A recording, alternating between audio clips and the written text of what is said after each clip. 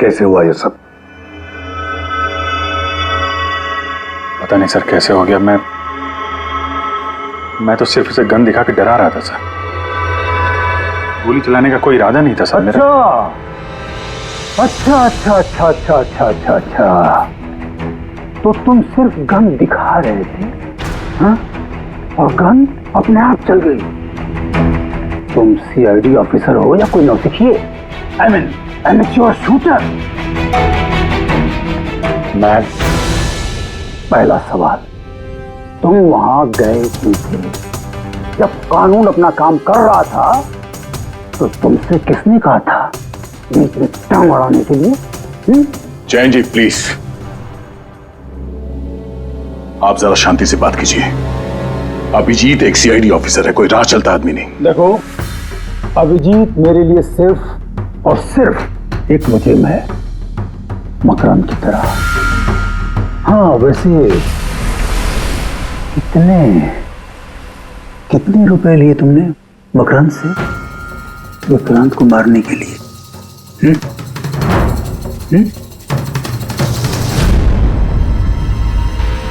अगर तुम एक वकील ना होते और मैं एक सीआईडी ऑफिसर नहीं होता तो ये सवाल तुम्हें बहुत भारी पड़ता। Oh really? देखो ऐसे थे प्रदुमन। इसके तेवर तो देखो, फोन करके बैठा है और मुझ जैसे लॉयर को, सीनियर लॉयर को धमकी दे रहा है। ऐसे चार्जेस लगाऊंगा साफ जन्मों तक जेल में बैठ के सोओगे। ये चीजोगे तुम वहां। मानता हूं गोली चलाई मैंने सर, विक्रांत को मार दिया, लेकिन उसे मारने का कोई इरादा नहीं था मेरा। खून सिर्फ खून होता है अभिजीत, इरादा चाहे कुछ भी हो, गलत या सही कोई फर्क नहीं पड़ता। अदालत में ये सब काम नहीं आए। ये प्रोसिक्यूटर, जैन, मीडिया वाले धज्जियां उड़ा देंगे तुम्हारी, धज्जियां। इस जुर्म की सजा भुगतने के लिए मैं तैयार हूं सर, लेकिन जयंत और मीडिया वाले जो मुझ पर इल्जाम लगा रहे हैं मकरंद से मिले होने का, यह मैं कभी बर्दाश्त नहीं कर सकता। अभिजीत, फिर तो तुम्हें कोई नहीं बचा सकता।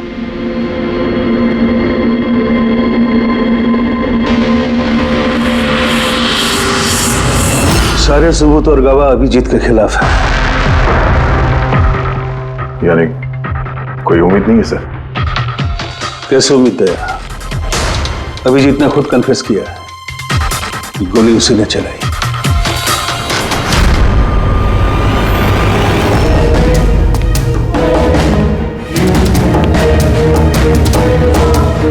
विक्रांत की मौत अभिजीत की गोली से नहीं हुई है बॉस।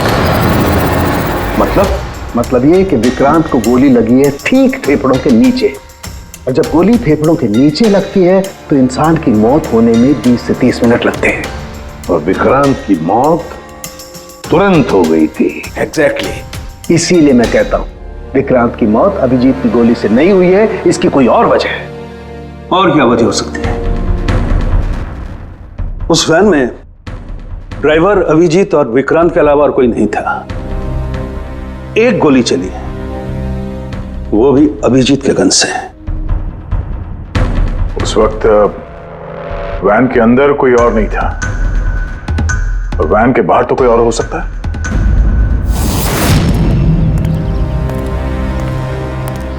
अभिजीत, उस वक्त गाड़ी के बाहर कोई था जिस वक्त गोली चली? नहीं, एक्चुअली पता नहीं, क्योंकि मेरा पूरा ध्यान तो विक्रांत पे था। अभिजीत, ठीक से याद करके बताओ, गोली चलने से पहले क्या हुआ था? कुछ अजीब हुआ था? कुछ भी? गोली चलने से पहले मैं विक्रांत से बात कर रहा था और हाँ, अचानक वैन को झटका लगा, गाड़ी हिल गई और विक्रांत भी थोड़ा गिर गया और मेरा भी संतुलन बिगड़ गया और गोली चल गई। एक मिनट, झटका लगा? किस तरह का झटका? जैसे सड़क पे अचानक से कोई गड्ढा आ गया, पूरी वैन हिल गई। लेकिन यहाँ तो सड़क बिल्कुल ठीक है। दूर दूर तक कहीं कोई स्पीड ब्रेकर भी नहीं है, स्मूथ। यहाँ गड्ढा कैसे आ सकता है? हाँ साहब, झटका लगा था। मेरी पूरी वैन यूं दाईं तरफ मुड़ गई।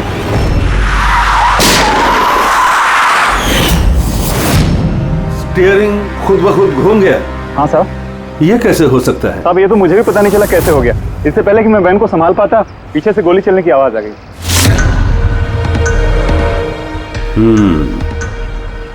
स्टीयरिंग व्हील का खुद ब खुद मुड़ जाना, गोली अपने आप चल जाना, सड़क पे कोई गड्ढा भी नहीं है। आखिर यहां हुआ तो क्या हुआ?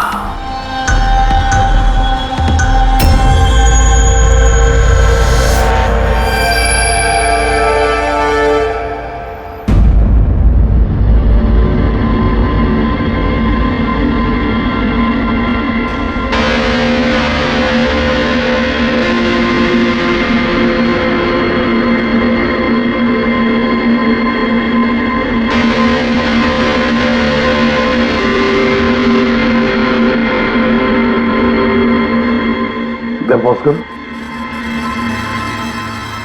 ये देखो, जब ये हादसा हुआ तो ये काली एसयूवी, ये काली गाड़ी उस वैन के बगल में से पास हुई। मतलब सर विक्रांत का खूनी शायद इसी गाड़ी में? हाँ, हो सकता है। सर, ये गाड़ी कहीं रुकी नहीं सर, ये सीधे सीधे चली गई और दूसरी गोली की आवाज भी नहीं आई। और एक बात नोटिस की तुम लोगों ने, 11:17 पर वो काली गाड़ी पास हुई वैन के बगल से और एग्जैक्टली 11:17 पर विक्रांत की घड़ी भी बंद हो गई। हाँ सर, अभिजीत की घड़ी भी 11:17 को ही बंद हुई थी। हाँ? ये दोनों घड़ियों का एक साथ बंद होना और इस कार का ठीक 11:17 पे वहां से गुजरना, ये संजोग नहीं हो सकता। बिल्कुल सर, बिल्कुल सही कहा आपने, ये कोई संजोग हो ही नहीं सकता। जरूर कोई ना कोई राज छुपा है उस काले रंग की एसयूवी में जो अभिजीत की बेगुनाही साबित करेगा। तो यहाँ इस फुटेज में इस गाड़ी का नंबर तो दिख नहीं रहा है। इस जगह से 5 किलोमीटर दूर सर टोल नाका है, वहां के सीसीटीवी फुटेज से शायद इस कार की डिटेल मिल जाए। हाँ।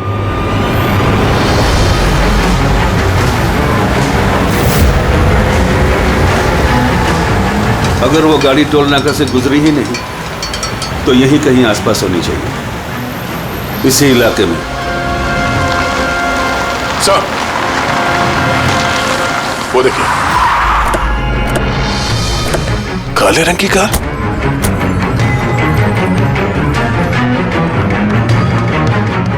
Oh no.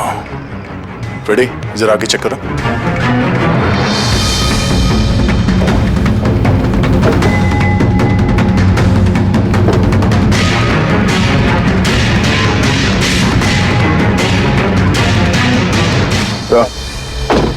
ये वही काली एसयूवी है, जला दी गई है। मतलब गाड़ी में ऐसा जरूर कुछ था जो खूनी मिटाना चाहता था। सर, ना तो नंबर प्लेट दिख रही है और ना ही चेसी नंबर, सारे सबूत मिटा दिए मुजरिम ने।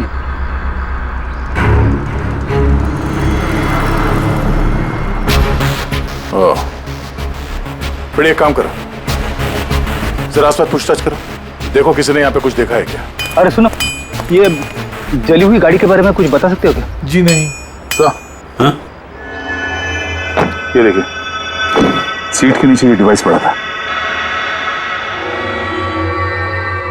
Electric device. हाँ सारुण के, क्या डिवाइस है, कुछ पता चला? हाँ बॉस, पता तो चल गया है, लेकिन इसे अच्छी तरह से समझाने के लिए मुझे एक डेमो देना पड़ेगा आप लोगों को। मान लीजिए कि ये विक्रांत है और हम इसे मारना चाहते हैं, लेकिन हम इसके करीब नहीं जा सकते हैं, तो फिर इसे कैसे मारा जाए? कैसे? डॉक्टर सारुंखी, हमें पता होता तो आपके पास क्यों आते?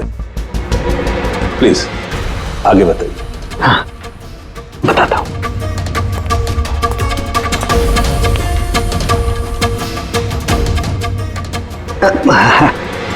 आप थोड़ा पीछे हट जाइए प्लीज।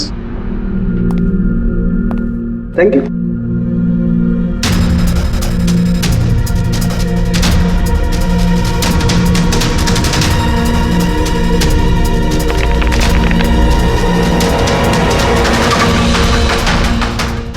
देखा आपने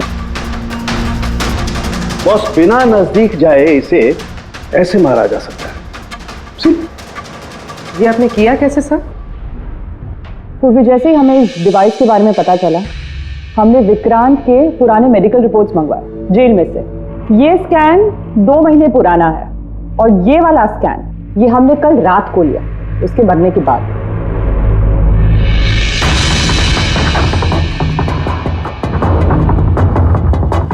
या साळुंखे, इस पहले वाले स्कैन में एक छोटी सी चीज अटकी हुई है वहां उसके सिर में।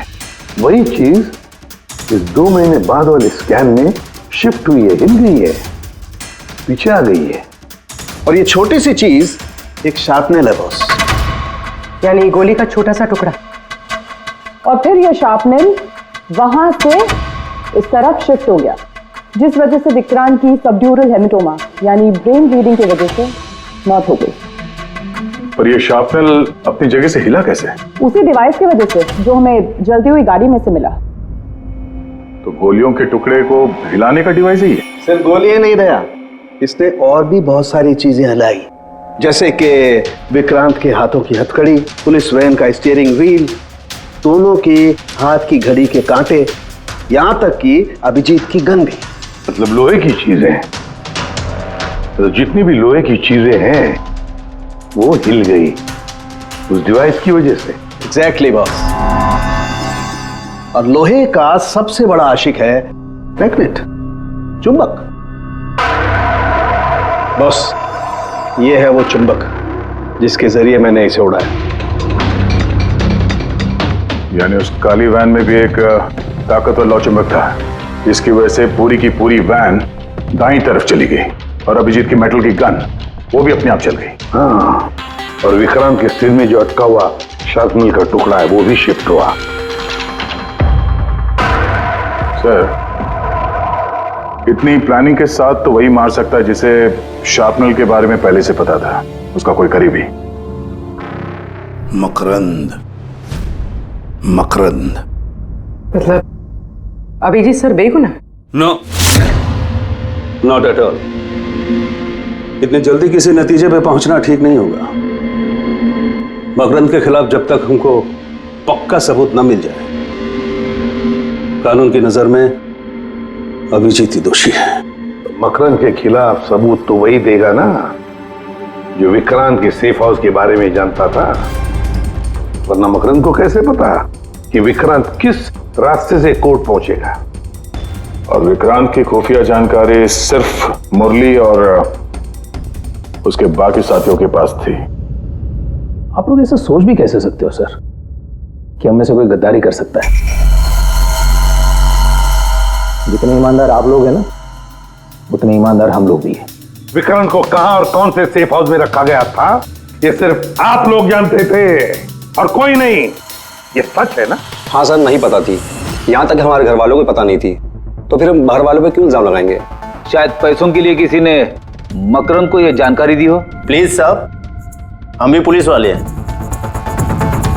जान की बाजी हम भी लगाते हैं। आप इस तरह इंफॉर्मेशन कहीं ना कहीं से तो लीक हुई है मुरली। हाँ सर, एक्चुअली मैं भी वही सोच रहा हूँ, क्योंकि सेफ हाउस में 24 घंटे सीसीटीवी कैमरे लगे हुए थे, तो अगर भी कोई बाहर वाला अंदर नहीं आ सकता। क्या कहा आपने? चाहकर भी कोई बाहर वाला अंदर नहीं आ सकता? हाँ सर। झूठ! बाहर वाला कोई भी अंदर नहीं आया था। हाँ? क्यों? I am sorry sir, actually Jain ji कभी कभी आते थे। कभी कभी जैन जी आते थे? Yes sir. और कभी कभी जैन जी किस लिए आते थे? क्योंकि जैन जी मकरंद को हर हालत में जेल तक पहुंचाना चाहते थे। अच्छा, तो कहीं ये जयंती वो गद्दार तो नहीं है? वैसे भी कुछ ही दिनों में रिटायरमेंट होने वाला था, आखिरी केस था उनका। सोचा होगा संन्यास लेने से पहले थोड़े बहुत पैसे बना लो। सर, सर राकेश जयंत ने काफी पैसे बनाए। अभी 10 दिन पहले इसने पुणे में 10 करोड़ का फार्म हाउस खरीदा है। क्या? हाँ सर, ये रहे उस पार्टी के फोटोग्राफ।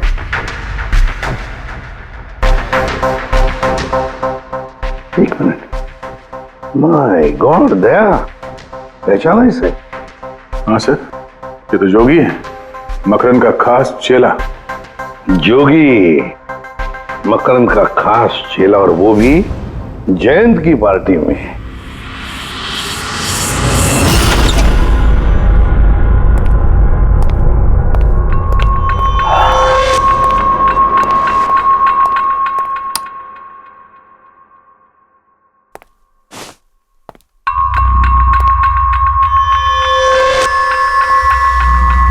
तुम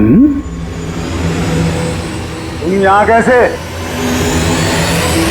और मेरे घर में घुसे कैसे? हाँ? मुजरिमों को उनके बिल से निकालने के लिए बिल के अंदर तो घुसना ही पड़ता है जैन साहब।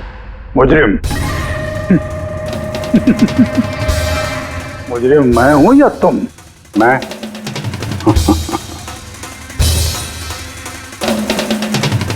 लेकिन ये तस्वीर ये कुछ और ही कहानी कह रही है।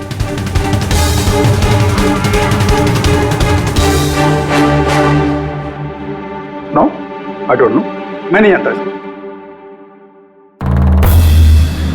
नहीं जानते? कमाल है, बहुत भोलेपन का नाटक कर रहे हो जयंत साहब। मकरंद के पैसों से ये फार्म हाउस खरीद लिया, अब उसके चेले जोगी को पहचानने से भी इनकार कर रहे हो। What nonsense! कौन जोगी? कैसा जोगी? मैं किसी जोगी वोगी को नहीं जानता। अगर नहीं जानते तो ये जोगी तुम्हारी पार्टी में क्या कर रहा था? देखो, मेरी पार्टी में 400 से ज्यादा लोग आए थे। अब मैं हर एक को तो नहीं पहचानता ना। और रहा सवाल मेरे फार्म हाउस का, तो मेरी जिंदगी भर की खून पसीने की कमाई है, समझे? मकरंद की बात कर रहे हो ना तुम? वो देखो, उस केस में उसके खिलाफ सारे सबूत मौजूद हैं। विक्रांत ने मरने से पहले मुझे सारे सबूत सौंप दिए थे। मकरंद को तो मैं फांसी पर लटकाऊंगा और साथ में तुम्हें भी। लाइट हो क्या हुआ? स्विच तो ऑन है, हुआ क्या लाइट को?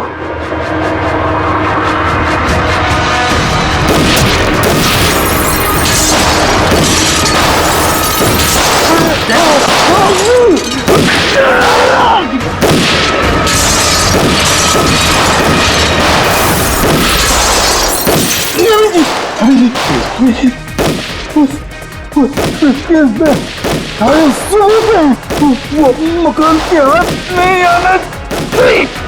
जैन जी,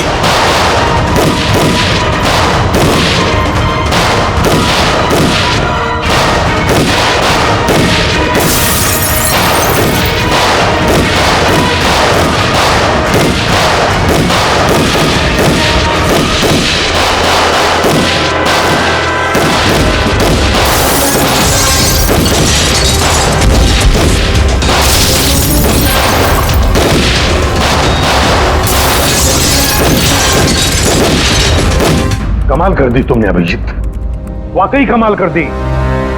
पर पूरी मीडिया तुम्हारे जान के पीछे पड़ी है, अब तो उनको लॉटरी लग गई।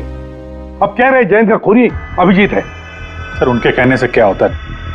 आपको पता है मैं निर्दोष हूं सर। लेकिन तुम्हें वहां जाने की जरूरत क्या थी? जैन के घर में, वहां के सीसीटीवी कैमरे में साफ दिख रहा है कि जैन के मौत के वक्त तुम वहां थे। और सिर्फ इतना ही नहीं, अब तो पूरी सीआईडी टीम पर इल्जाम लगा रहे हैं कि हम तुम्हें बचाने की कोशिश कर रहे हैं। इल्जाम तो लगेगा ही ना प्रद्युमन। जयंत मकरंद के खिलाफ नया सबूत पेश करने वाला था अदालत में, और ठीक एक दिन पहले उसकी मौत हो गई। हाँ, लेकिन वो सबूत मुजरिमों के हाथ नहीं लगा सर। मैं लेके आया। जैन से मरने से पहले मुझे ये सारे सबूत सौंप दिए। ये सबूत, ये फोटोग्राफ्स, ये पेपर्स, ये सबूत काफी नहीं है मकरंद को अदालत में सजा दिलवाने के लिए। काफी नहीं है ये सबूत। तो वो पेनड्राइव से कुछ पता चल सकता है ना? अभिजीत, ये पेनड्राइव पासवर्ड मांग रही है। जयंत ने मरने से पहले पासवर्ड वगैरह बताया था? नहीं सर, इसके पहले वो कुछ बोल पाते उन्होंने दम तोड़ दिया था। अरे यार,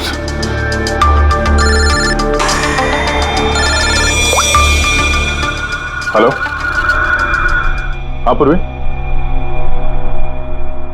अच्छा, ओके ओके, ठीक है सर। पता चल गया जोगी को जैन जी की पार्टी में कौन लेके गया था। कौन लेके गया था? खुद जैन जी की पीए सोनल।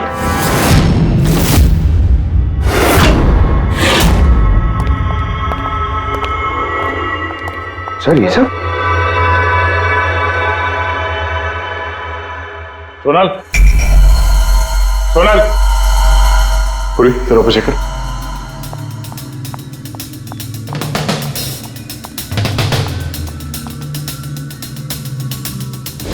सोनल,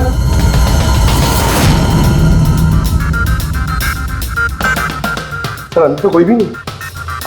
सर कोई नहीं होगा। सर तो सोनल गई कहाँ?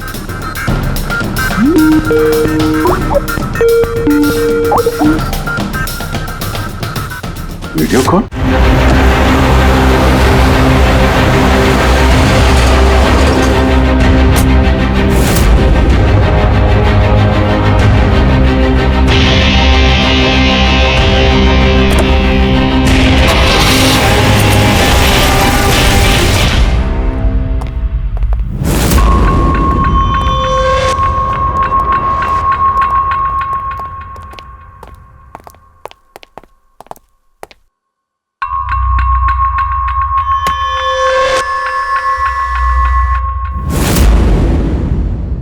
Welcome, welcome Abhijit.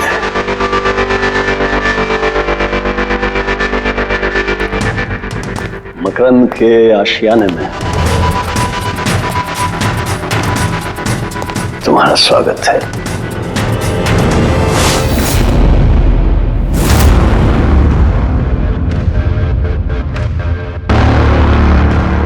सबूत? सबूत इधर है बॉस।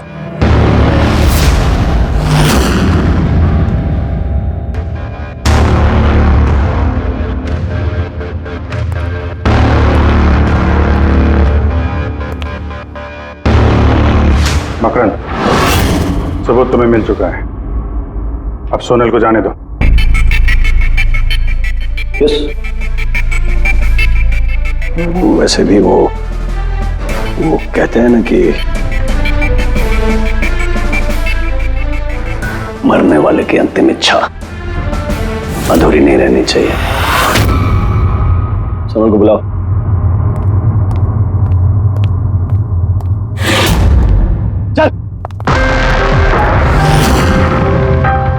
सर आप? सोनल तुम ठीक हो? हाँ सर मैं ठीक हूँ। तुम जाओ यहाँ से। लेकिन सर आप? मेरी चिंता मत करो, तुम निकलो, जाओ।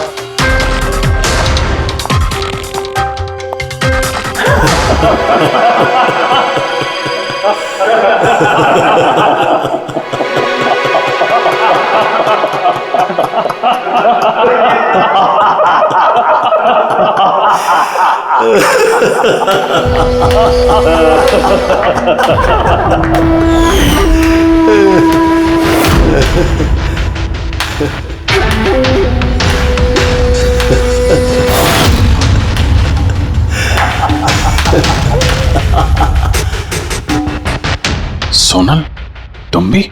मानते हो ना मेरे दिमाग को? तुम सीआईडी वालों को भी मैंने चकमा दे दिया।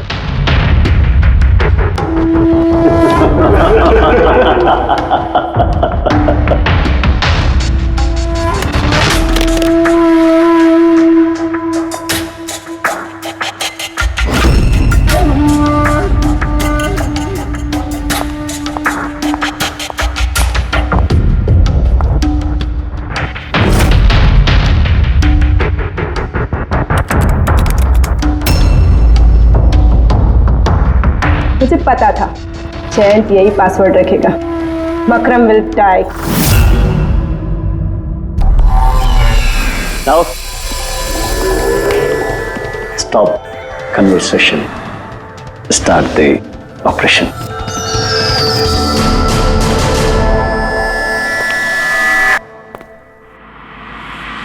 मरने का टाइम हो गया।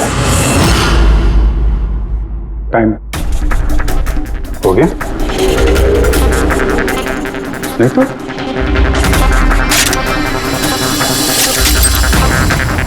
ओह, मैग्नेट। तुम लोगों को क्या लगा चुंबक को हथियार बनाना सिर्फ तुम लोगों को आता है?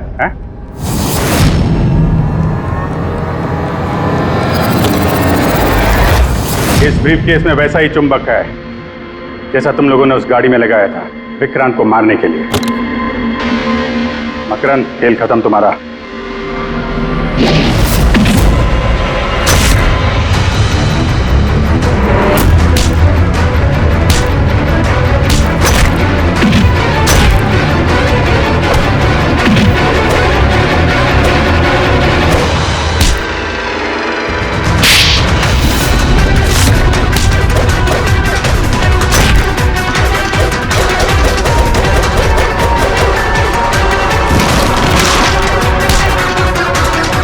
पैसों के लिए अपने बॉस को धोखा दिया? हाँ?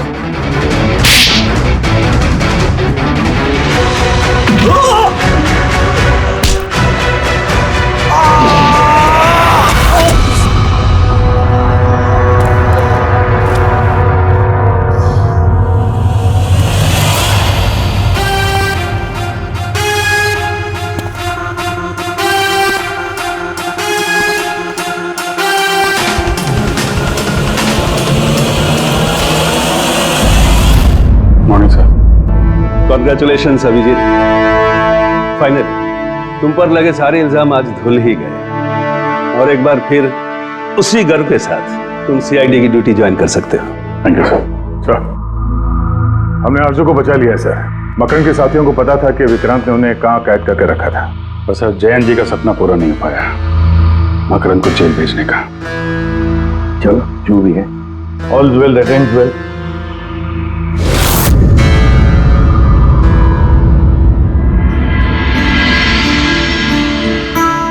संभालो अपनी अमानत को।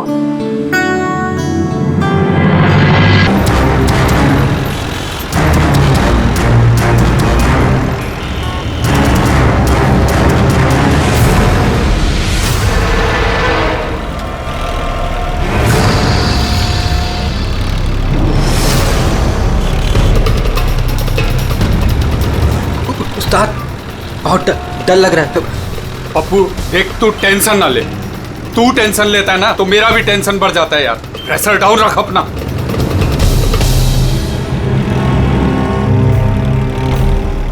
उस्ताद, अपन जा कहाँ रहे? पप्पू देख, जुबान को लगाम दे और चुपचाप बैठे रहे, सही पहुंचेंगे हम।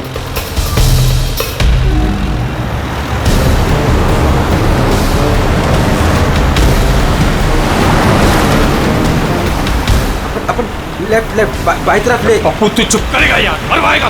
तेल पानी चेक किया तूने, अपना काम किया तूने।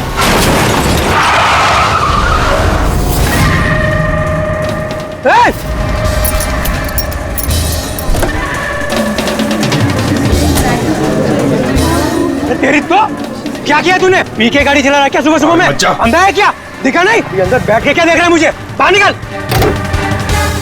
निकल। ये देख क्या किया तूने, ये देख क्या किया?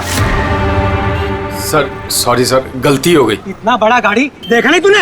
अरे ठोक दिया। मैं ठीक करा दूंगा सर, हमारा खुद का गैराज है सर। नहीं पप्पू सर, मैं एकदम A1 करा दूंगा सर। ये नया तरीका ढूंढा है धंधा करने का। तुम जैसे लोगों को ना मैं अच्छे से जानता हूँ। अभी रुको, पुलिस को बुलाता हूँ। सर पुलिस को चुप करना यार। अरे वैसे भी तुम लोग टोइंग वाले को ना बहुत ज्यादा नाटक हो गए। सर मेरी बात तो सुनो सर। और तू देख क्या रहा है, जाके गाड़ी साइड लगा यार। अरे सर, अरे क्या रुकूं मैं? ऐसा करते हैं ना, साइड में बात कर लेते हैं। क्या साइड में हूँ मैं? सर मैं बोल रहा हूँ ना, A1 करके दूंगा सर, नंबर 1।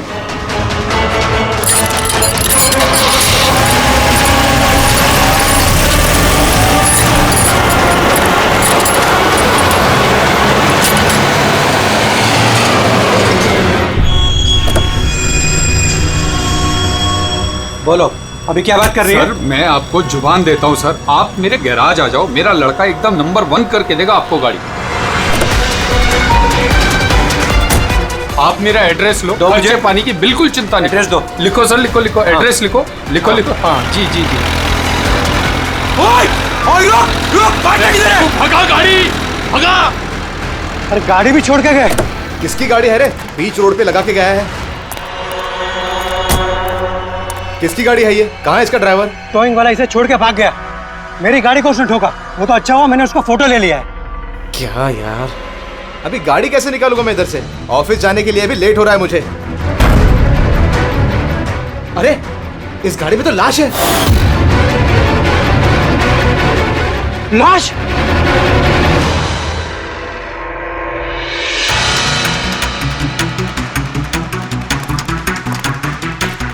अगर जरूरत पड़े तो हम आपको इन्वेस्टिगेशन के लिए फिर से बुलाएंगे। ठीक है।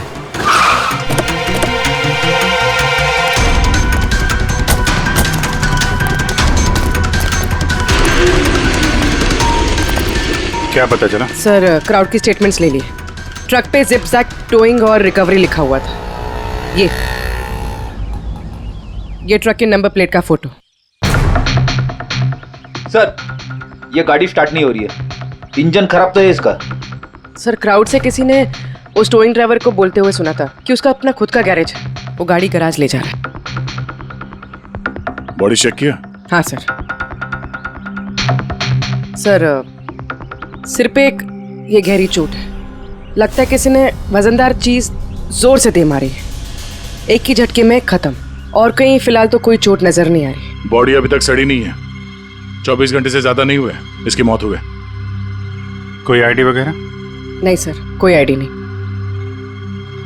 है। तो ये कोई फॉरेनर ही है। सर आप कहें तो फॉरेन एम्बेसीज में इसकी फोटो भेज देते हैं, शायद कोई आइडेंटिफिकेशन मिल जाए। इसमें बहुत टाइम लगेगा पूर्वी। एक काम करते हैं, बॉडी को फॉरेंसिक लैब भिजवाते हैं और वो टोइंग वैन वाला और इस गाड़ी का जो ओनर है उसका पता लगाते हैं। जो गाड़ी वो टोइंग वाले छोड़ के भागे थे, उस गाड़ी के मालिक का पता चल गया। कोई हिरन नाम का आदमी है। बात हुई उससे? हाँ सर, बोल रहा था कि उसकी गाड़ी कल रात और आज सुबह के बीच चोरी हो गई थी। उसने आज सुबह लोकल पुलिस स्टेशन में रिपोर्ट भी लिखवाई है। अब मैंने चेक कर लिया। जब गाड़ी वहाँ मिली तब वो कहाँ पर था? ऑफिस में। सर मैंने आई विटनेस से बात कर ली है, शायद वो सच बोल रहा होगा। और वो टोइंग ट्रक वाला, उसके बारे में क्या पता चला? अरे सर उसका लाइसेंस नंबर और नाम दोनों नकली है। जिप जैप नाम की कोई कंपनी है ही नहीं। शायद उसने किसी और नाम से रजिस्टर की हो। एक काम करो, यहाँ पे जितने भी टोइंग कंपनीज हैं उन सब की पूरी डिटेल्स निकलवाओ।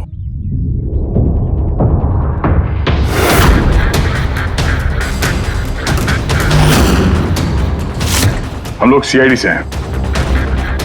अच्छा हुआ सर आप लोग आ गए। मैं आप लोगों को फोन करने ही वाला था। वो क्यों? सर वो पिछले कुछ दिनों से सर हमारे यहाँ के सारे टोइंग वाले काफी परेशान हैं। काम आता है पर कस्टमर हाथ से निकल जाता है। क्या मतलब? मतलब सर जब कोई कस्टमर हमको गाड़ी पिकअप करने के लिए कॉल करता है, हम वहाँ पर चले जाते हैं, पर सर वहाँ पर जाकर पता चलता है कि गाड़ी तो पहले से ही कोई दूसरे टोइंग वाले आकर लेकर चले गए। अरे ऐसे कैसे हो सकता है? सर वो तो पता नहीं सर, पर ये लोग गाड़ी तो ले जाते हैं पर डिलीवरी नहीं करते, गाड़ी लेकर भाग जाते हैं सर।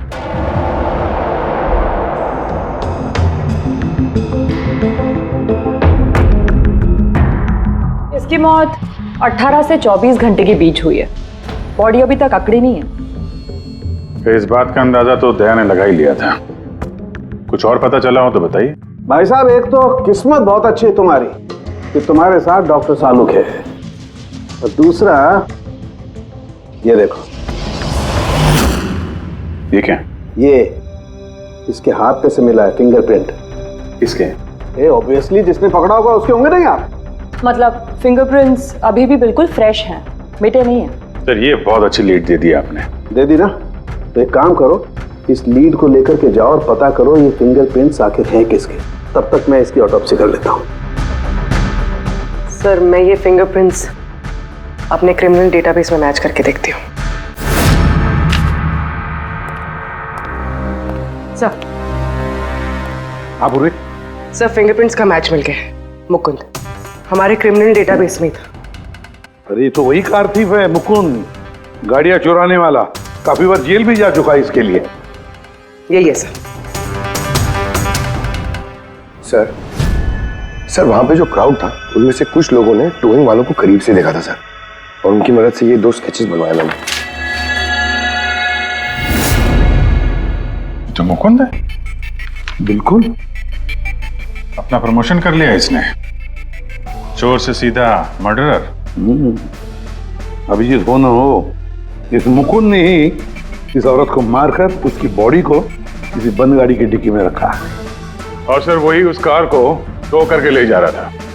सर पूछताछ किया तो पता चला कि जिप-जैप टोइंग जैसे नकली टोइंग कंपनीज पिछले कुछ दिनों में टोइंग के नाम पे गाड़ियों की चोरी कर रही है सर। और हो ना हो ये मुकुंद इस सब में शामिल है। लेकिन सर हमारे पास कोई सबूत नहीं है इसके खिलाफ। एग्जैक्टली सर, अब हम इसे पकड़ेंगे कैसे? रंगे हाथों। जूम टोइंग सर्विस जी, मेरी गाड़ी पीवी रोड के टर्न पे बंद पड़ गई है। अब अपना टोइंग ट्रक भेज देंगे? ओके ओके, जल्दी आइए प्लीज। हाँ,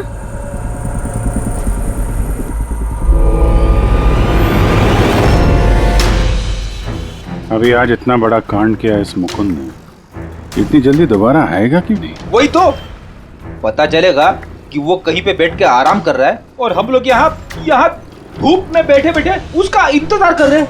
रिलैक्स फ्रेडी, वो आएगा जरूर।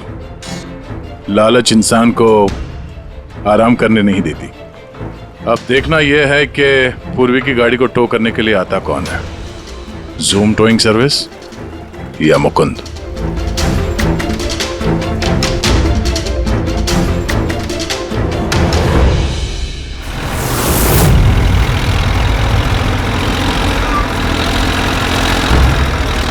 ये तो जूम वाला ही आ गया। एक्चुअली गाड़ी स्टार्ट हो गई है, आप जा सकते हैं। Thank you so much.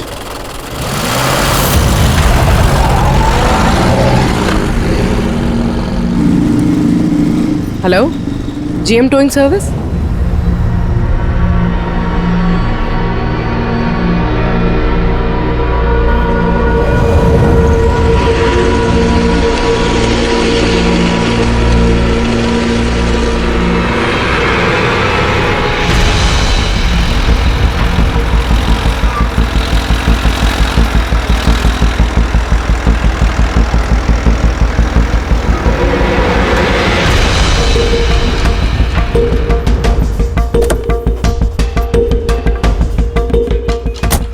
Madam? जी, मैंने जीएम टोइंग सर्विस में फोन किया था। ये तो स्पीड है। मैडम वो भी अपनी है, ये भी अपनी ही है। जी हाँ मैडम। मैडम एड्रेस लिख दीजिए जहाँ गाड़ी डिलीवर करना है। तू एड्रेस लिखवा ले, मैं गाड़ी लगाता हूँ। ठीक है। पूर्वी ने कॉल किया था जीएम टोइंग सर्विस को और आया ये स्पीड टोइंग ट्रक। ये मुकुंद दिख नहीं रहा है। मैडम आप ऑटो से फॉलो कीजिए, हम लोग गाड़ी लेके आगे चलते हैं। ऑटो।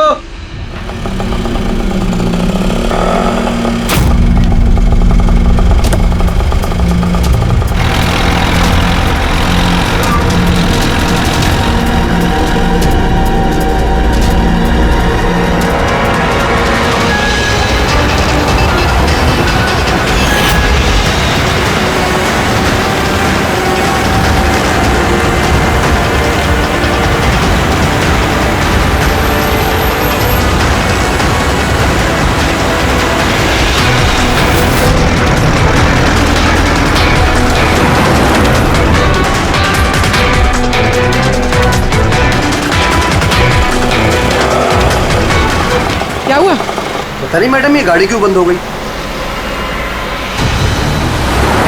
कितना टाइम लगेगा? पता नहीं मैडम, मैं इंजन चेक करके बताता हूँ।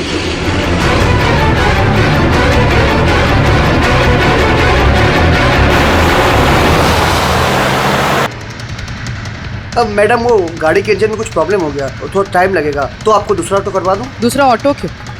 मैं तुम्हें सरकारी गाड़ी में लेके चलती हूँ। अरे मैडम मैंने क्या किया? चल मैडम।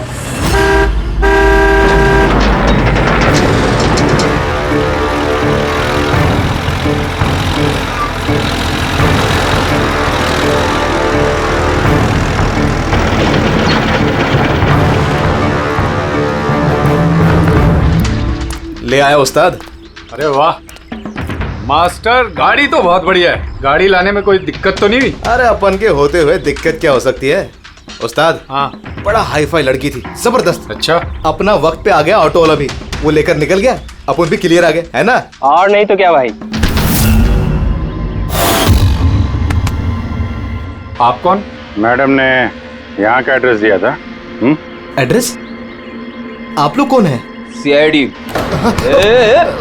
चलो अब तुम सबको तुम्हारी असली जगह पे ले जाते हैं। चल।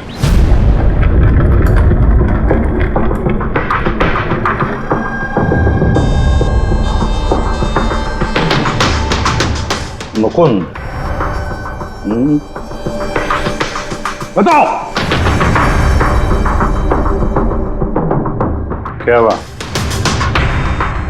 चोरी कर करके बोर हो गया था तो फोन करना शुरू कर दिया हैं? बहुत खेल लिया पकड़ा पकड़ी। अब ये बता कि वो लड़की कौन थी और तूने उसको क्यों मारा? सर मैंने उसको नहीं मारा।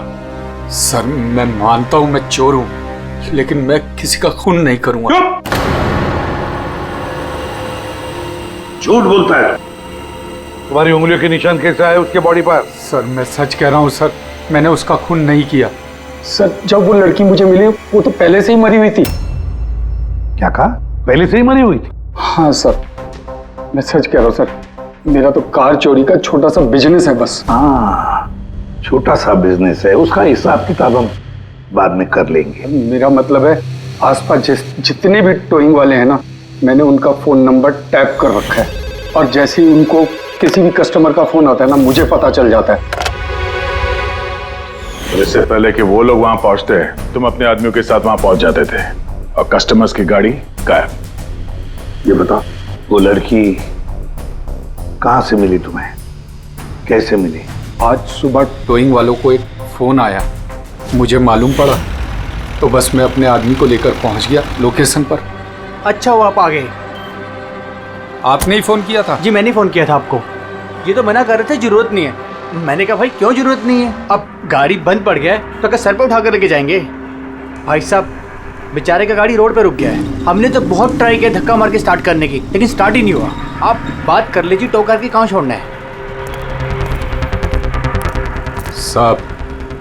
साहब गाड़ी का डिलीवरी करानी है, आप अपना एड्रेस लिख दो, हम लोग छुड़वा देंगे।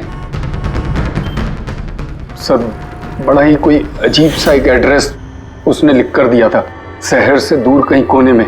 मैंने पूछा नहीं क्योंकि मुझे लगा मुझे वैसे भी कौन सी वहां गाड़ी लेकर जानी है। रिक्शा साहब, हम लोग आपकी गाड़ी लेकर आगे चलते हैं, आप ऑटो में बैठ के पीछे से आओ।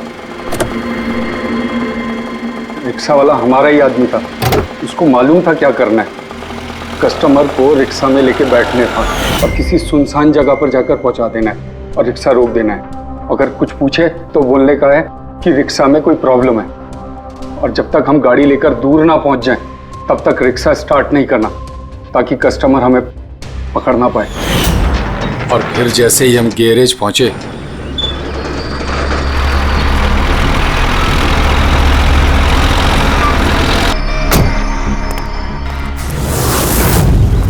क्या बात है उस्ताद, क्या जबरदस्त माल लेकर आए हो। गाड़ी तो मास्टर मक्खन है, गाड़ी के अंजर पंजर करो अलग, किसी को पता नहीं चलना चाहिए भाई।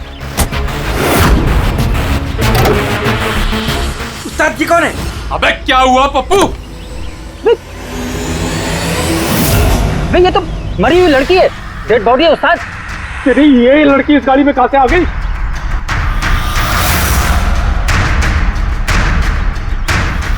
वाह रे वाह, उस आदमी का हुलिया जानते हो, गाड़ी वाले का? सर उसका स्केच बनाओ हमारे लिए। सर ये है वो आदमी जिसका स्केच मुकुंद ने बनवाया था, लेकिन ये ठीक नहीं लग रहा सर। ऐसा लगता है कि ये अपने हुलिये के पीछे कुछ और ही है। इसकी दाढ़ी नकली लग रही है सर। मुकुंद, टोइंग कंपनी से मिला मुकुंद और ये उसका पार्टनर पप्पू, और मुकुंद से मिला ये दाढ़ी वाला जो गाड़ी चला रहा था। और ये बेचारी लड़की कौन है? ये कौन है? मैं बताता हूं बॉस, ये लड़की कौन है। कौन? इसका नाम है ऐना पाओलो, और इस लड़की के बारे में बहुत ही खास जानकारी मिली है। हाँ। ये बॉस, ये इस लड़की के पैरों का एक्सरे है, और इसकी उंगलियों को जरा गौर से देखो। नो ऑफेंस सर, ये थोड़ी टेढ़ी मेढ़ी नहीं है? एग्जैक्टली, इसकी टोज डिफॉर्म्ड है, और मेडिकल टर्मिनोलॉजी में इसे बनियंस कहते हैं। और ये बुनियंस होते क्यों हैं? भैया बहुत ही टाइट नुकीले जूते पहनने की वजह से, ऐसे जूते जिसमें उंगलियों को जरा भी जगह नहीं मिलती और उंगलियां एक दूसरे पर चढ़कर सिकुड़ जाती हैं, दब जाती हैं। पैरों का अंगूठा बाकी उंगलियों को दबा देता है, जिसकी वजह से अंगूठे का जॉइंट यानी मेटाटार्सोफेरेनियल जॉइंट इस तरह से टेढ़ा हो जाता है। ऐसी क्या मजबूरी है सर कि ये शूज पहनना कंपलसरी है? प्रोफेशनल मजबूरी, अपने काम की मजबूरी की वजह से। जैसे कि बैले डांसर्स को ऐसे ही जूते पहनने पड़ते हैं, उन्हें अपनी टोज पर ही डांस करना होता है। बैले डांसर तो अंगूठे पे हद से ज्यादा प्रेशर पड़ने की वजह से ऐसा होता है। एग्जैक्टली दया। और एक बैले डांसर को कम से कम 5-6 घंटे तो ऐसे जूते पहनने ही पड़ते हैं, इसीलिए बैले डांसर्स में ये बनियन काफी कॉमन होता है। शायद ये ऐना भी बैले डांसर थी। ऑटोप्सी में और क्या मिला? चीक इम्प्लांट्स। अब ये नया क्या है? कॉस्मेटिक सर्जरी का एक हिस्सा होता है, ज़्यादातर सेलिब्रिटीज इसे इस्तेमाल करते हैं। अगर किसी को अपने किसी बॉडी पार्ट को एनहांस करना होता है, थोड़ा बड़ा या प्रोमिनेंट दिखाना होता है अच्छा दिखने के लिए, तो वो उस हिस्से में ऐसा इम्प्लांट डालते हैं। कुछ भी, जैसे चीक्स, चिन, हिप्स, कोई भी पार्ट। मतलब उसने अपने गालों में इम्प्लांट किया था? हाँ ब्रेडी, और इसी इम्प्लांट की वजह से मुझे इस लड़की की जानकारी मिली। बॉस, हर इम्प्लांट में एक खास सीरियल नंबर होता है, और जब मैंने इस लड़की के इम्प्लांट का सीरियल नंबर पता किया और जानकारी की, तो इसका नंबर जाकर के मिला रशिया में, मॉस्को में। वहां पर एक प्लास्टिक सर्जन कुद्नेत्सोव से इसने अपना इम्प्लांट करवाया था। उन्होंने मुझे कुछ और भी जानकारी दी। ये देखिए सर, ये इमेज है चीक इम्प्लांट के पहले का, और ये वाला इम्प्लांट के बाद का। अब बॉस, एक खास बात, हर पेशेंट को अपने इम्प्लांट के लिए कम से कम साल में एक बार अपने प्लास्टिक सर्जन से जरूर मिलना पड़ता है। और हैरानी की बात यह है कि ये लड़की है ना, अपने सर्जन से पिछले 5 साल में एक बार भी नहीं मिली। अच्छा अभिजीत, अगर यह है ना पिछले 5 सालों से अपने डॉक्टर से मिली ही नहीं रशिया में, तो इसका एक ही मतलब हो सकता है कि हैना इंडिया में ही थी। और अगर हैना पिछले 5 सालों से इंडिया में थी, तो फिर वो जरूर किसी ना किसी वीजा पर यहाँ आई थी। अभिजीत, फॉरेन रीजनल रजिस्ट्रेशन में से जाकर पता लगा कि हैना कौन से वीजा पर यहाँ आई थी। स्टूडेंट वीजा पे, टूरिस्ट वीजा पे, डिप्लोमेटिक वीजा पे, या और कौन से वीजा पे। और ये भी पता लगा कि क्या उसने रेसिडेंसी के लिए रिक्वेस्ट भी किया था क्या, है ना? सर। हाँ पूरी। सर, मैंने आना पावलोव के नाम से इंटरनेट सर्च किया तो भर के आर्टिकल्स आ गए। मोस्टली सारे आर्टिकल्स 4-5 साल पुराने। आर्टिकल्स? क्या लिखा, क्या है आर्टिकल में? सर, लिखा है कि ऐना मॉस्को की फेमस बैले डांसर थी, जिसकी मौत अपनी ही गाड़ी में आग लगने से हो गई। क्या? सर ऐसा कैसे हो सकता है? वो तो यहाँ घूम रही थी। नहीं अभिजीत, बहुत बड़ी गड़बड़ है ये, गड़बड़ है। सर, पुलिस को ऐना की जली हुई गाड़ी से उसके बोन्स मिले, और पुलिस ने उसके बॉयफ्रेंड को भी अरेस्ट किया था मर्डर चार्जेस पे। ऐना को उसके बॉयफ्रेंड ने मारा था? हाँ सर, उसका बॉयफ्रेंड रशियन माफिया से मिला हुआ था। पुलिस काफी सालों से उसके पीछे पड़ी थी, लेकिन उन्हें कोई सबूत नहीं मिल रहा था। लेकिन इस केस में उन्हें सबूत भी मिल गया। सर, ऐना की गाड़ी में आग लगना, उसका एक्सीडेंट होना इसके बॉयफ्रेंड का प्लान था। पुलिस ने उसे उसकी पूरी गैंग के साथ अरेस्ट किया। ऐसा हो ही नहीं सकता सर, ऐना की लाश तो हमारे पास है यहाँ पे। सर, एक इंसान 2 बार कैसे मर सकता है? वही तो 2 बार कैसे मर सकता है? नहीं, ये 5 साल पहले जो हैना की मौत हुई है ना, यहीं पर गड़बड़ है, बहुत बड़ी गड़बड़ है ये। इस रशियन कॉन्सुलेट से पता लगाना पड़ेगा कि हैना इंडिया आई कब और कैसे। ऐना पावलोव का बॉयफ्रेंड रशियन माफिया से मिला हुआ था। ऐना ने अपने बॉयफ्रेंड के खिलाफ सारे सबूत पुलिस को दे दिए थे। ऐना की जान को खतरा था, इसलिए पुलिस ने ऐना के मर्डर का झूठी खबर मीडिया में फैला दी और उसको रशिया से बाहर भेज दिया, एक नई पहचान और नए नाम के साथ, नटालिया। तो ऐना यहाँ पे नटालिया बन के रह रही थी। नटालिया इंडिया 5 साल पहले आई थी और वो यहाँ फिल्मों में बैकग्राउंड डांसर का काम कर रही है। कर रही थी। मैं जितना जानता हूँ उतना आपको बता चुका हूँ। Thank you. इस नटालिया का एड्रेस होगा आपके पास? हाँ पंकज, क्या पता चला नटालिया के एड्रेस पे? सर, नटालिया तो उस घर से 2 साल पहले ही निकल गई थी, कहीं दूसरी जगह जाके रह रही थी। 2 साल पहले ही निकल गई वहां से? किस एड्रेस पे? सर उसने दूसरा एड्रेस तो किसी को भी नहीं दिया। अरे यार, अब वो जहाँ पे काम करती थी उसके बारे में कुछ पता चला? सर हर फॉरेन आर्टिस्ट का एक एजेंट होता है। एना का एजेंट मुरली कुमार था सर। रशिया और यूक्रेन से जितने भी बैकग्राउंड डांसर्स इंडिया आते हैं वो मोस्टली मुरली लेकर आता है। अरे ठीक है यार, उसका एड्रेस मिला क्या ये बताओ। हाँ सर, उसके ऑफिस का एड्रेस अभी आपको भेजता हूँ। हाँ वो एड्रेस फटाफट भेजो। ओके। व्हाट? ओ गॉड, कब हुआ ये? करीब 24 घंटे पहले। This is shocking. लेकिन नतालिया को क्यों मारेगा कोई? She was such a nice girl. मेरे साथ 5 साल से काम कर रही है वो। She is one of my best dancers. आपसे उसने कभी कोई बात की थी अपनी किसी परेशानी के बारे में? नहीं, ऐसा कुछ नहीं।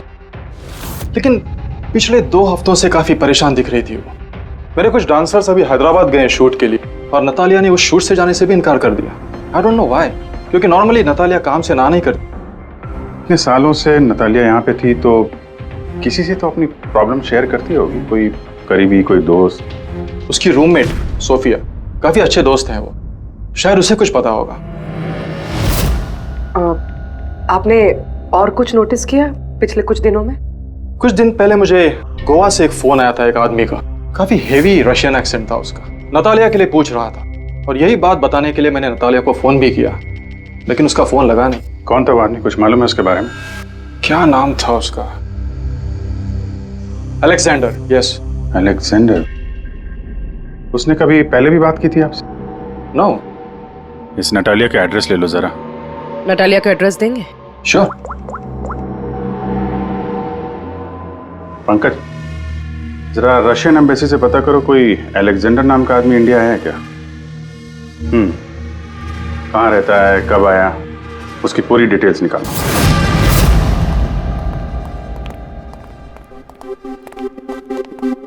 सही है।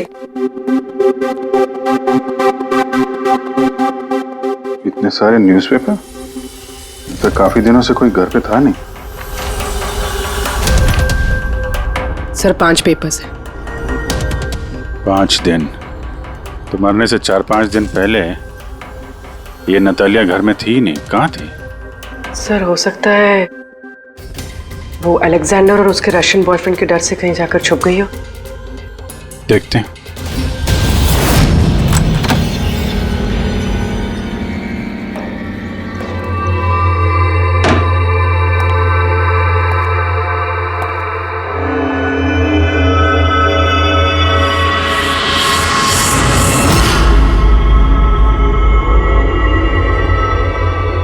सारी चीज अपनी जगह पे है, कहीं कुछ हाथापाई के निशान दिख नहीं रहे।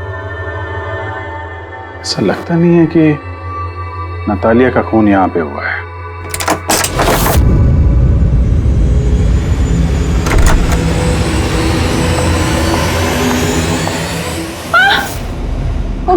Calm down, calm down. Ma'am, we from CID. Are you Sophia? Yes. Natalia से आखिरी बार आप कब मिली थी? 5 दिन पहले मैं हैदराबाद जा रही थी फॉर शूटिंग। और ये नतालिया नहीं गई, right? Yes. I don't know why she was very upset. मैं शायद बॉयफ्रेंड के साथ प्रॉब्लम्स। मैं उसका मूड बनाने के लिए उसके लिए बोर्श भी कुक किया। बोर्श? क्या है ये? What is this? East European dish. It's very famous in Russia. Like soup. We put in this carrot, beetroot, potato, spinach. Very tasty. Natalia का फेवरेट था। बेचारे लड़की। और रशिया में भी खुश नहीं थी और इंडिया में भी अनहैप्पी। आपको उसकी पास्ट लाइफ के बारे में कुछ पता है? थोड़ा थोड़ा। वो बहुत नहीं बोलती थी अपने बारे। आई थिंक कि उसका बॉयफ्रेंड भी उसको भी नहीं पता होगा। बॉयफ्रेंड? ये बॉयफ्रेंड कौन है, कुछ आइडिया है आपका? यस, लक्ष्य, बिग मैन। बट नतालिया बहुत अपसेट होती थी उसके साथ हमेशा। क्यों? वो दोनों लड़ाई, फाइटिंग ऑलवेज। नतालिया लक्ष्य को बोलती थी डिवोर्स लेने के लिए। और लक्ष्य हमेशा बोलता था हाँ हाँ, बट हमेशा झूठ ही बोलता था। ये आपके सामने ये लोग लड़ते थे? कभी लड़ते हुए देखा इनको? नो, बट नतालिया और लक्ष्य की वाइफ को देखा था। ये हैदराबाद जाने से पहले 1 डे बिफोर हम शूटिंग पे थे और लक्ष्य की वाइफ आई थी और सेट पे नतालिया को बहुत गाली दी, बहुत shouting and big fight, very bad. I see. ये लक्ष्य का एड्रेस है आपके पास? नतालिया के साथ अफेयर को कितना टाइम हो गया? तो करीब 1 साल हो गया और सर हम दोनों डिवोर्स भी ले रहे हैं। सर रिसेंटली मैंने एक दूसरा बंगला भी खरीदा है। हाँ, देखती हूँ कितने दिन रह पाता उस 2 टके की डांसर के साथ। 6 दिन पहले आपका नटालिया से कोई झगड़ा हुआ था? जी हुआ था, और उस टाइम मुझे बुरा भी लग रहा था कि मुझे उससे झगड़ा नहीं करना चाहिए था। मैंने अच्छा नहीं किया, लेकिन मैंने बहुत अच्छा करा उसकी बेइज्जती करके। जो औरत मेरी जिंदगी बर्बाद करेगी, मैं उसकी जिंदगी नहीं बर्बाद करूंगी क्या? तुम्हें राधा क्या है दूसरों की लाइफ बर्बाद करने के सिवा? एक मिनट। कल रात नतालिया का खून हो गया, समझे? आखिरी बार कब बात हुई थी उससे? सर उस दिन झगड़े के बाद वो मेरा फोन नहीं उठा रही है सर। कल रात कहाँ थे तुम? सर मैं अपने नए बंगले पे था। कोई साथ में था? कोई आई विटनेस? नहीं सर, मैं अकेला था। और आप? मैं भी घर पे ही थी, अकेले। हाँ पंकज, अलेक्जेंडर मुंबई आ रहा है। कितने बजे?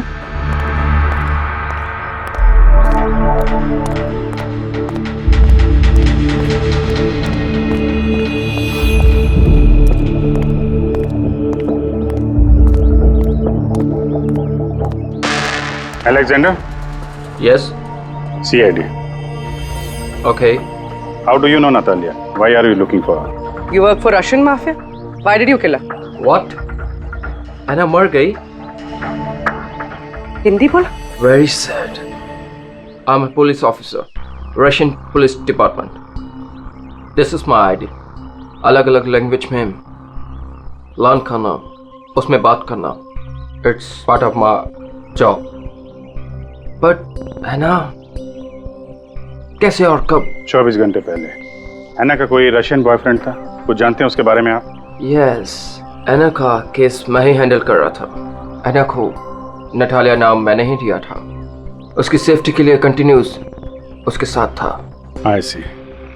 आपको हमारे साथ ब्यूरो चलना पड़ेगा। एना पाउलो, 6 दिन पहले लक्ष्य की बीवी के साथ उसका झगड़ा हुआ। 5 दिन पहले उसने सोफिया के साथ कुछ खाना खाया और शाम को अलेक्जेंडर से मिली, और फिर 1 दिन पहले उसकी मौत हो गई। अब पता लगाना ये है कि बीच की जो 5 दिन हैं, वो 5 दिनों में वो कहाँ थी? ना उसे किसी ने देखा, ना वो किससे मिली। सर शायद खूनी ने उसे किडनैप कर लिया होगा। एना के फोन रिकॉर्ड चेक किए? हाँ सर। सर 5 दिन पहले ना एना ने किसी को कॉल किया, ना उसे किसी का कॉल आया। आखिरी लोकेशन भी ट्रेस नहीं हुई।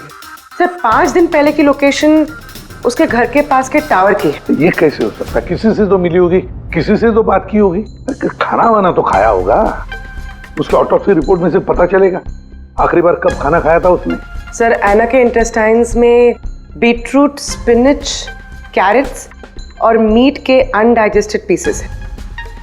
वो तो 5 दिन पहले खाया था सोफिया के साथ। मतलब 5 दिन से एना ने खाना ही नहीं खाया? हाँ फ्रेडी, पिछले 5 दिन से एना ने खाना ही नहीं खाया, क्योंकि 5 दिन पहले एना की मौत हो गई थी।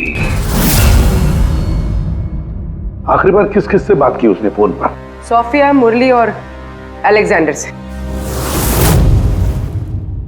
और आखिरी बार? सर अलेक्जेंडर से। अलेक्जेंडर? क्या बात हुई एना के साथ अलेक्जेंडर? या मैं एना के घर मिला था। मैंने उसको बोला था कि तुम्हारी अब लाइफ डेंजर नहीं है, तुम रशिया वापस जा सकते हो। Really? Yes. I'm free. Yeah. मैंने फिर से बोला उसको कि तुम मेरे साथ चलो रशिया। तो फिर एना ने तुम्हें फोन किया? या किया था। उस टाइम मैं एयरपोर्ट पे था। मुझे गोवा जाना था। क्या बोला उसने? She was happy, something कोई गिफ्ट है, I don't know, but कह रही थी कि मुझे वापस रशिया जाना है। कैसा gift? I don't know. She said, "Can I call you?" But she did not call me. Sir ये गिफ्ट ढूंढनी पड़ेगी। हाँ अभिजीत, उस गिफ्ट से ही पता चलेगा कि ऐना के साथ आखिर हुआ क्या था।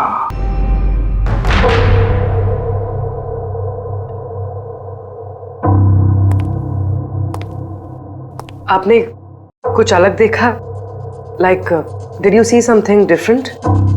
नो, मैं इस कमरे में नहीं आई थी। ये नतालिया का कमरा है। नतालिया को हाल ही में कोई गिफ्ट मिला है। उस गिफ्ट के बारे में कुछ आपको मालूम है? नहीं। अभिजीत, गिफ्ट बॉक्स तो है लेकिन खाली है, कुछ नहीं अंदर।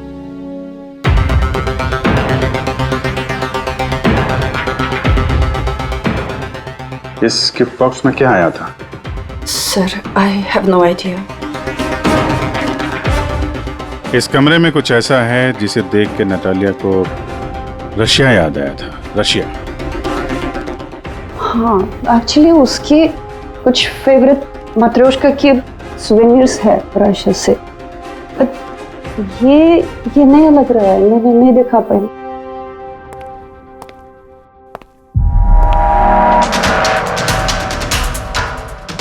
ये नया है?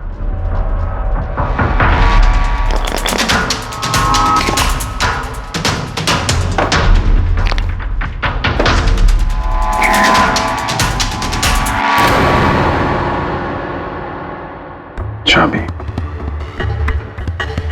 ये चाबी के बारे में आप कुछ जानती हैं? नहीं सर, ये घर का नहीं लगता है। स्टॉल में ये चाबी छुपा के रखी। किस चीज की चाबी हो सकती है? JMW, ये तो इंडियन कंपनी है। पंकज, ये जो सीरियल नंबर है ना, इससे इस JMW कंपनी से पता लगाओ किसको ये चाबी दी है उन लोगों ने। सर, JMW कंपनी ने बताया कि इस सीरियल नंबर वाले ताले चाबी का सेट जय हार्डवेयर को बेचा था और जय हार्डवेयर से पता चला है कि ये ऑर्डर इस बंगलो से आया था। जिसने ऑर्डर किया था उसकी डिटेल मिली? नहीं सर, यहाँ पे जो कारपेंटर काम कर रहा था उसने ऑर्डर किया था। बंगले का मालिक कौन है ये तो उसे भी नहीं पता। नया बंगलो लगता है।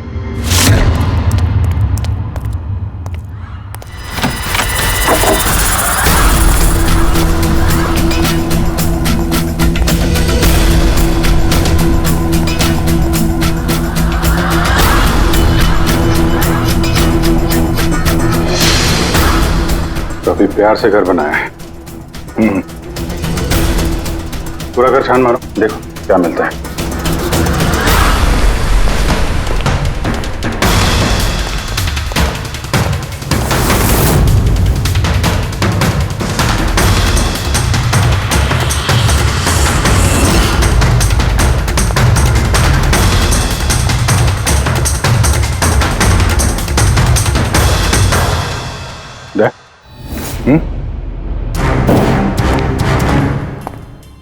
यार यहाँ पे कुछ स्टिकी है।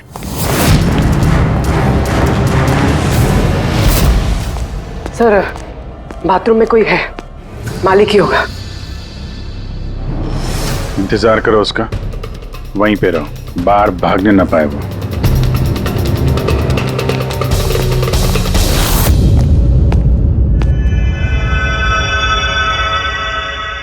लुमिनॉल टेस्ट करते हैं।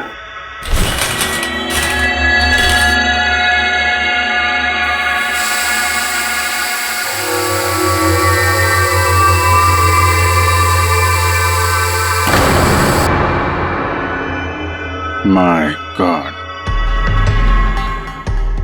या तो काफी खून है, लगता है ऐना को यही मारा गया।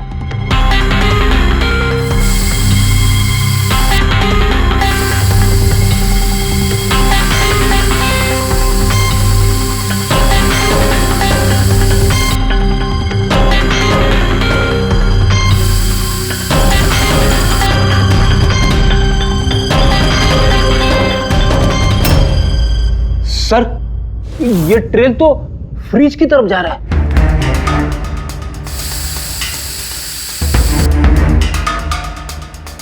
तो फ्रिज खून से भरा हुआ था।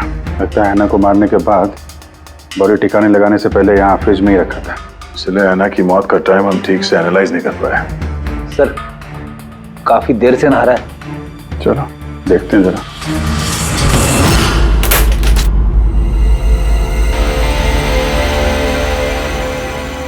ठीक से नहा ली? कहीं खून तो नहीं रह गया? नतालिया शादी करके घर बसाना चाहती थी, खुद का घर लेना चाहती थी। मैंने सोचा अगर लक से पहले अगर मैं उसे ये सारे आयशो आराम दे दूं, शायद वो मेरी हो जाए। इसीलिए ये घर खरीदा मैंने उसके लिए। It was a gift. और घर की चाबी एक रशियन डॉल के अंदर डाल के उसके दरवाजे के बाहर छोड़ दी। हाँ, उस रात मैंने उसे अपने घर बुलाया। मत जाओ, डोंट गो प्लीज। क्यों? तालिया, ये घर तुम्हारा है, तुम्हारे लिए खरीदा है मैंने। A gift from me to you. Not really, yeah. But why? Natalia, I love you. Will you marry me? Stop, say it, please. You're like my father, Jesse Ho.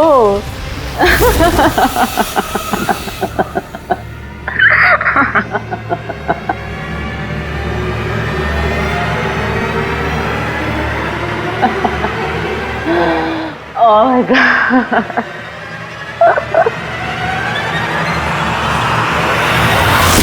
सचमुच उसे मारना नहीं चाहता था, प्यार करता था मैं उससे,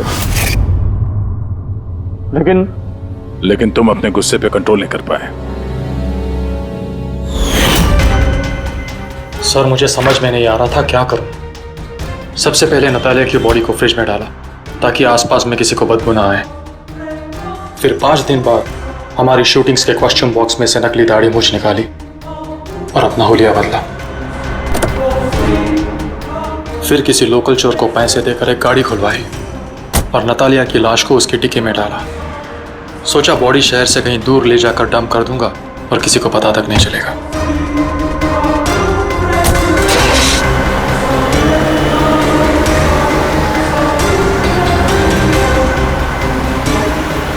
लेकिन गाड़ी बीच रास्ते में ही बंद पड़ गई। इससे पहले कि मैं कुछ सोच पाता, वहां भीड़ जमा हो गई और मेरा प्लान फेल हो गया। मुरली, प्यार जबरदस्ती से नहीं होता। वजह चाहे कुछ भी हो, पर गुनाह तो तुमने किया है और उसकी सजा भी भुगतनी पड़ेगी।